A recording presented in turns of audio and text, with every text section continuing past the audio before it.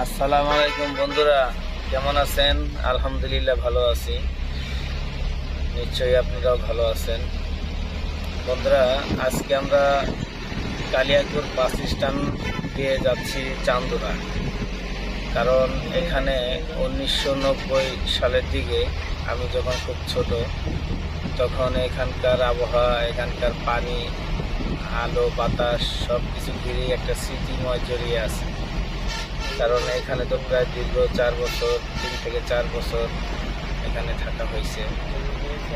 সেই স্মৃতিগুলি খুবই মনে পড়ছে।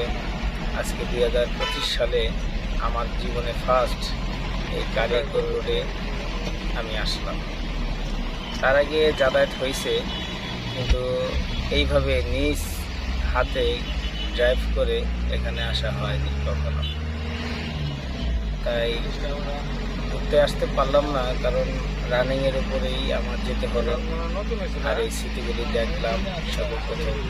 এই যে এই পাশে ডান পাশে একটা ব্রিজ আছে, সিঙ্গেল ব্রিজ। অতীতে এই ব্রিজ গাড়ি দিয়ে পার হতে গেলে একটা গাড়ি ও প্রান্তে দাঁড়িয়ে থাকতে হতো, আর একটা গাড়ি পার হতো, এমনটাই ছিল।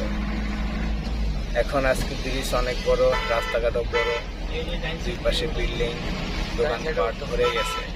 আগে কিন্তু এতটা কোনো কিছুই ছিল না। আপনারা দেখতে পাবেন সামনে ডান পাশে একটা থানা আছে, থানার পিছনে আমাদের ছিল বাসা। আর থানার রাস্তার এই পারে পাহাড়ের মতো কিছু অংশ ছিল, উঁচু জায়গা।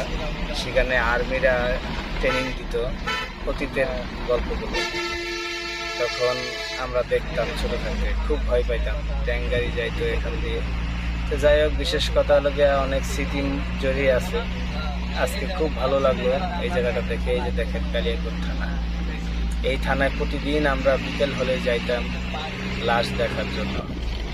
কারণ এখানে অনেক গুন্ডারা বা দুষ্কৃত লোকেরা, ডাকাত করে মানুষ মেরে ফেলতে, তো সেগুলো আমরা দেখতে যাই। আর ডান পাশে দেখবেন এখানে একটা নদীর মতো দেখা যায়। সেই নদীতে আমি গোসল করছি। অনেক ট্রলার, লঞ্চ এখান দিয়ে যাতায়াত করতো, তাও দেখছি। যাই হোক, খুবই ভালো লাগলো। আপনাদের কেমন লাগলো জানাবেন। আর আরেকটা কথা হলো, এই কালিয়াকৈর জুড়ে আরেকটা কষ্ট বেদনাদায়ক ব্যাপার হলো, আমার নানা 90 দশকে উনি এখান থেকে ঢাকায় যাওয়ার উদ্দেশ্যে গেছিলেন, কিন্তু আর ফেরত আসেনি। আজও আমার নানা আর ফেরত আসেনি। আমার নানার জন্য সবাই দোয়া করবেন। আসসালামু আলাইকুম।